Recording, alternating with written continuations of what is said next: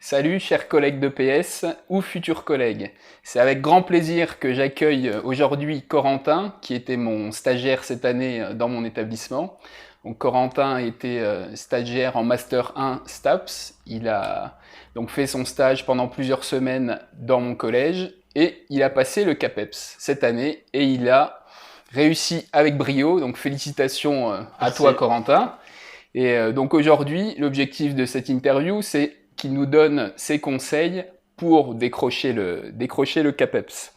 Alors, ce que je te propose, c'est de te présenter brièvement dans un premier temps, nous donner tes notes, et ensuite on partira sur les différents conseils. Restez bien jusqu'à la fin de la vidéo, car Corentin va nous offrir 2 cadeaux qui vont vous permettre de bien vous préparer au concours cette année. Alors bonjour, je m'appelle Corentin Faure, j'ai 22 ans et je suis étudiant donc en STAPS en Master 2 à Metz et je viens tout juste donc d'être diplômé du CAPEPS. J'ai donc obtenu mon concours avec une 510e place donc sur 650 postes à pourvoir donc dans cette année 2019. J'ai réussi ce concours donc du premier coup en étant admissible donc aux écrits avec des notes comme en écrit 1, j'ai pris donc 12,5 sur 20 à l'écrit 1, 11,5 sur 20 à l'écrit 2. Quant aux oraux et aux pratiques donc, qui sont déroulées à Vichy, j'ai écopé donc d'un 12,5 sur 20 à l'oral 1, donc en oral de leçon dans l'activité rugby. J'ai écopé aussi d'un 7 sur 20 donc à l'oral 2 en spécialité football.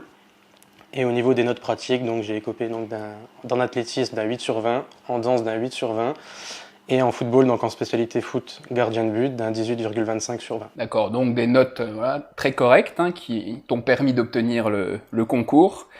Est-ce que pour les gens qui nous regardent aujourd'hui, tu pourrais leur donner plusieurs conseils pour se préparer au mieux et tant qu'à faire décrocher ce CAPEPS externe que tu as passé, je précise. Alors donc dans un premier temps, je pense qu'un premier conseil que je pourrais donner, ce serait plus d'un avis méthodologique, donc ce serait plus d'avoir une bonne méthodolo et de s'y tenir avant de s'enrichir en connaissances.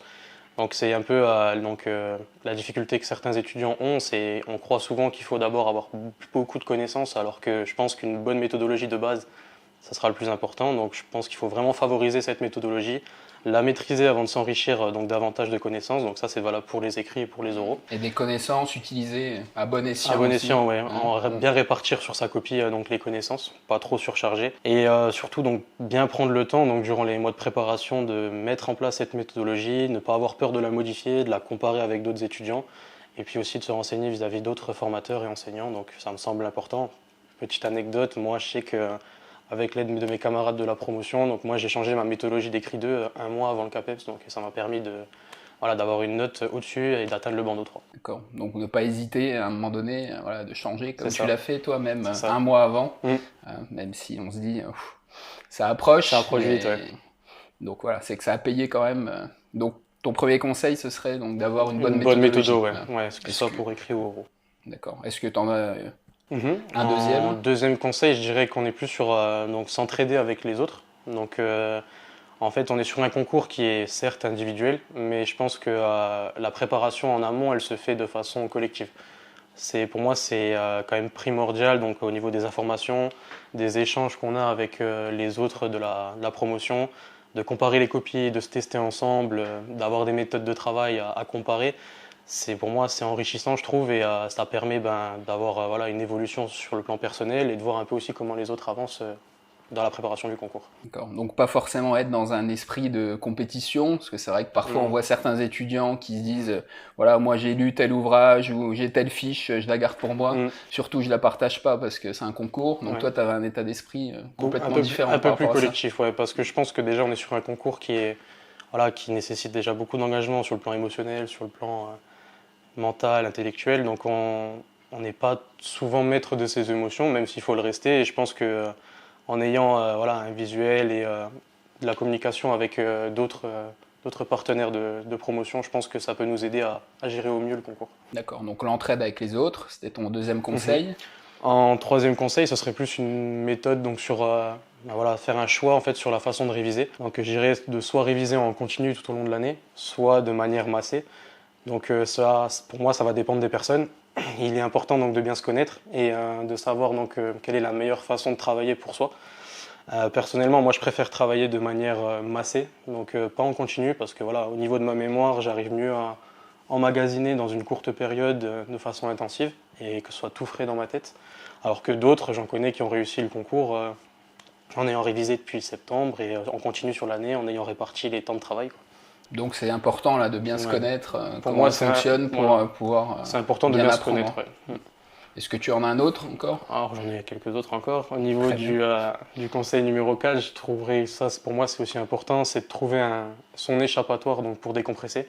Donc on est dans une année voilà, qui va au niveau du stress, au niveau des émotions, sur le plan mental, qui est pas facile, on va pas se mentir. Et ça va encore dépendre de certaines personnes, donc au niveau des mentalités. L'échappatoire, il peut très bien se retranscrire au niveau d'une pratique sportive en extérieur, dans un club, si on arrive à se défouler, à souffler dans une autre pratique, ou ça peut aller même jusqu'à certains pour voilà, des sorties en famille, des week-ends à l'étranger, voilà, tout ce qui est bon pour décompresser et souffler vis-à-vis du concours, parce que c'est vrai qu'on a l'habitude de dormir, manger, penser qu'à Ah oui, c'est toute vrai. l'année, quoi. C'est vrai. Donc c'est vraiment ça qui est C'est vrai important. qu'il faut à un moment donné un sas de décompression et Exactement. souffler quand même parce que sinon Mm. c'est dur de tenir sur la durée en étant tout le temps C'est sûr. dedans.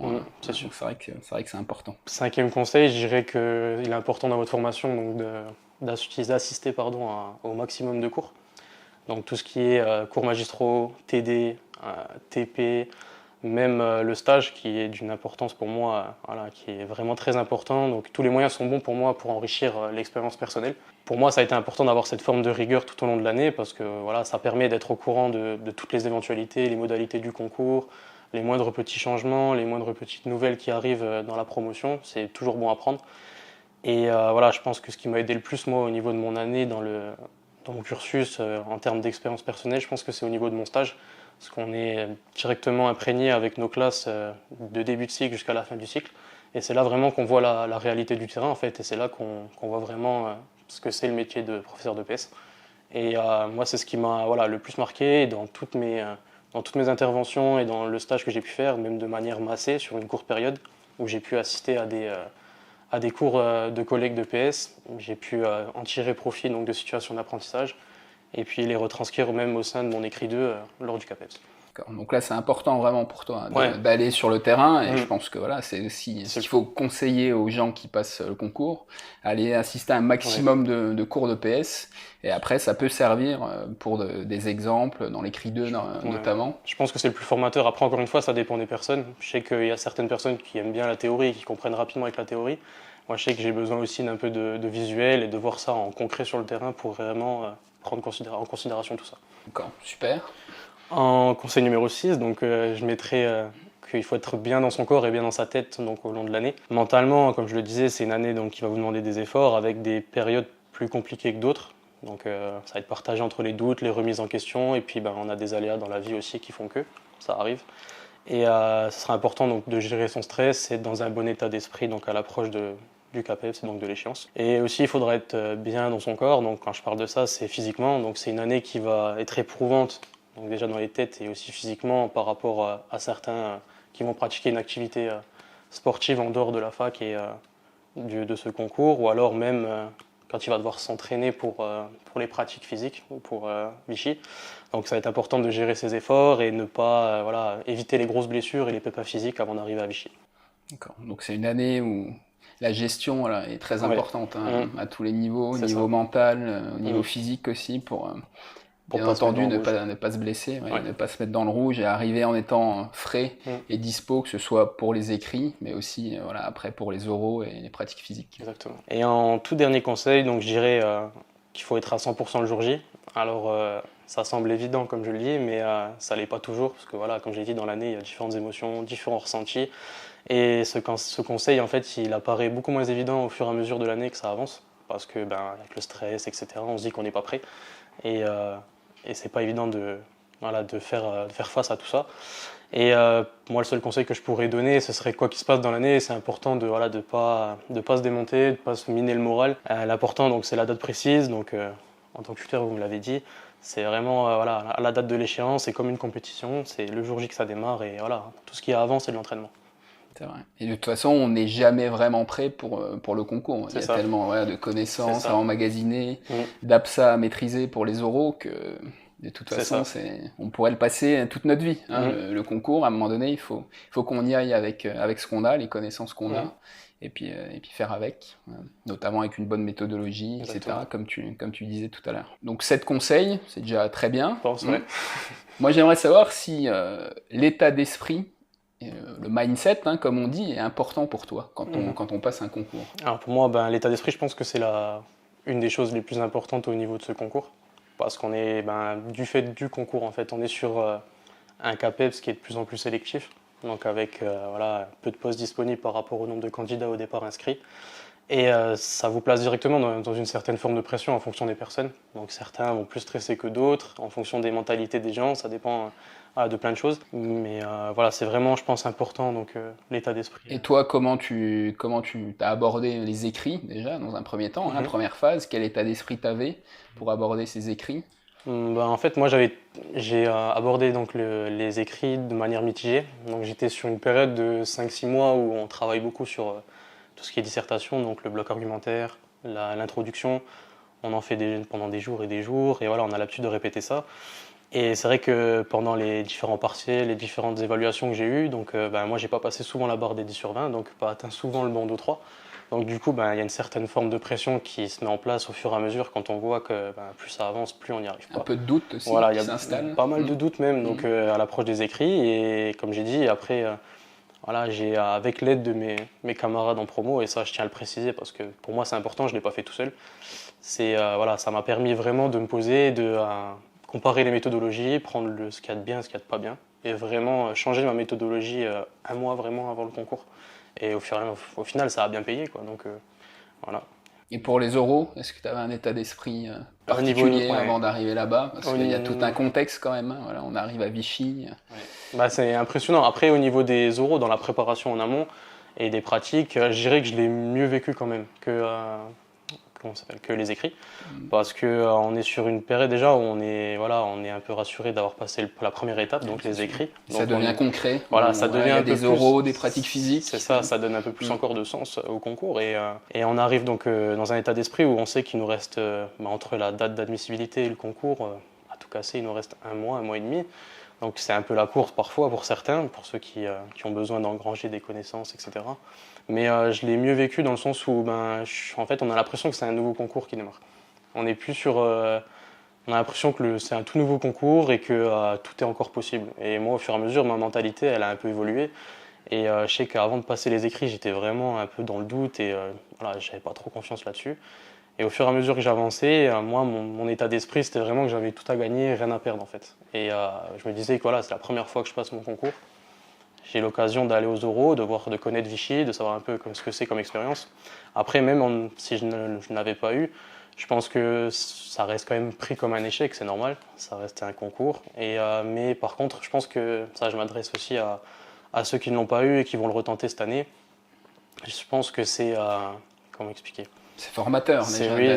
C'est formateur, voilà, exactement. Voilà, je pense que oraux, c'est une sacrée expérience et je pense que c'est un atout donc, à mettre dans sa poche pour l'année d'après, quoi, sur les autres candidats qui ne l'ont pas forcément vécu. Bien sûr. Donc je pense que tout est bon à prendre, je pense. Est-ce que tu aurais un livre, un ouvrage particulier ou une revue à recommander aux personnes qui nous regardent et qui t'a aidé Moi, je suis pas quelqu'un donc, qui me suis beaucoup documenté donc, durant l'année du CAPEP, c'est dans les livres, dans les articles, etc. C'est intéressant comme moi j'ai approche, surtout voilà, composé donc, des fiches avec l'aide de mes camarades de cours au niveau voilà, des APSA, au niveau des tableaux, que ce soit en écrit 2, en écrit 1. Voilà, le conseil que j'aurais vraiment à donner, ce serait de conserver vraiment les cours de licence qu'on a pour vraiment arriver à faire des fiches synthétiques et pouvoir les garder, s'en servir au concours. Est-ce que tu as un outil qui t'a aidé dans ta préparation et que tu pourrais partager aussi Alors moi, vraiment, l'outil le plus fiable pour moi, je pense que c'est mes fiches tout au long de l'année. Donc par item, que ce soit pour les items de décrit 1, décrit 2, ou alors les fiches APSA, donc de toutes les activités physiques à préparer pour l'oral ou la spécialité. Donc vraiment l'outil numéro 1, et je pense qu'il est important, ce sera pour moi, c'est la fiche synthétique. D'accord. Alors on arrive à la partie cadeaux, parce que on aime bien les cadeaux. Alors quel cadeau, hein. Quand on a préparé cette interview, on y a réfléchi, on s'est dit qu'est-ce qui pourrait aider les étudiantes et les étudiants qui vont passer le CAPEPS cette année. Alors, il me semble que tu as 2 choses à leur proposer. Alors tout d'abord, ben, j'ai une méthodologie d'écrit 2, donc on appelle le sablier, donc qui a été promu donc, au sein de notre formation dans l'Académie d'Ansimès par Jérôme Crémoni. Donc c'est une méthode un peu voilà, au niveau de la pédagogie qui va vous permettre donc d'avoir une certaine cohérence entre le sujet et les réponses qu'on va pouvoir amener avec nos tâches. Donc je l'aurai sur format papier. Donc la méthode sablier pour l'écrit 2. La méthode sablier pour l'écrit 2. Okay. Et en deuxième petit cadeau, ça c'est plus donc à titre personnel, parce que c'est une trame en fait de la méthodologie en spécialité, donc de l'oral 2, mais qui est plus orientée donc vers la CP4 et les sports collectifs. D'accord. Donc un cadeau pour les écrits, on l'écrit 2, et un cadeau pour l'oral de spécialité foot. Okay. Super. Je pense que les gens vont être contents. J'espère. Est-ce que tu aurais un dernier message à donner? Bon, écoutez, moi après, pour résumer un peu tout ça, je dirais qu'on est sur un concours qui est exigeant, qui va en demander quand même beaucoup de vous, ça on ne pourra pas vous le cacher, que ce soit physiquement ou mentalement, mais qui en fait, au fur et à mesure, on se rend compte qu'il peut rester accessible, dans le sens où si le travail il est sérieux tout au long de l'année et que l'on se connaît bien, parce que pour moi c'est une des premières choses, voilà, si on se connaît mal, on aura du mal à vraiment se projeter dans les révisions, dans tout ce qui va se passer, et ça aidera au mieux donc, pour les épreuves écrites et les épreuves d'oral à Vichy. Et puis ben, je dirais que pour rassurer un peu l'ensemble de ceux qui nous regardent, je pense que voilà, moi je me caractérise comme un étudiant moyen sur toute ma scolarité ou sur mes années de fac. Je n'ai pas été major de promo à toutes mes années, je tournais autour des 10 et des 11 de moyenne. Donc c'est juste pour dire que voilà, j'ai toujours eu un peu des doutes chaque année sur le potentiel à avoir le concours, etc.